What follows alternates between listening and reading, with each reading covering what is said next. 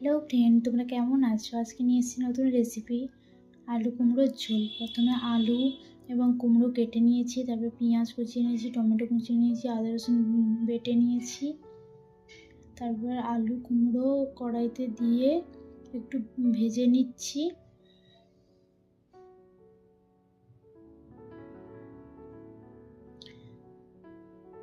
এরপর ভাজা হয়ে গেলে আলু কুমড়ো তুলে নেব। তারপর আবার কড়া বসিয়ে কড়া গরম হলে তেল দিব কড়াইতে।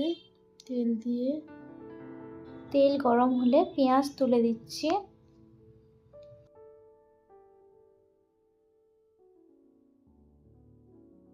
পেঁয়াজ লাল লাল হয়ে এলে তারপর তুলে দেব আদা রসুন বাটা,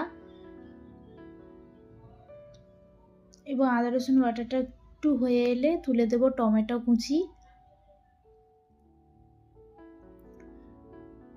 দেব একটু পরিমাণ মতো লবণ, তোমরা তোমাদের স্বাদ অনুযায়ী লবণ দিবে।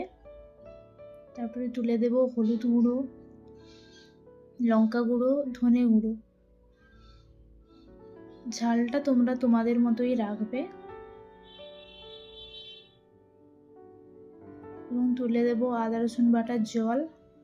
মশলা কষানো হয়ে এলে দিয়ে দেবো ভেজে রাখা আলু কুমড়ো, দিয়ে কষাতে থাকবো যতক্ষণ না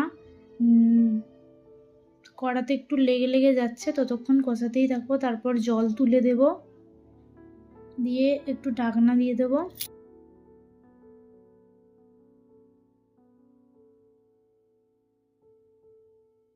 কেটে নিয়েছি ধনেপাতা কুচি এবং চেরা কাঁচা লঙ্কা।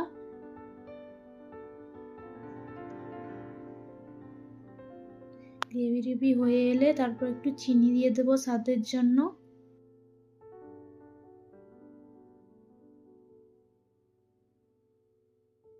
তারপর নামানোর আগে দিয়ে দেব ধনেপাতা কুচি এবং চেরা কাঁচা লঙ্কা।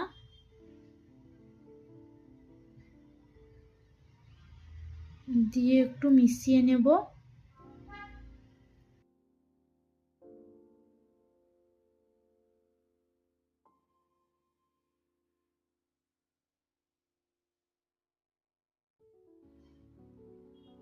শেষে গরম মশলা দিয়ে নামিয়ে নেব।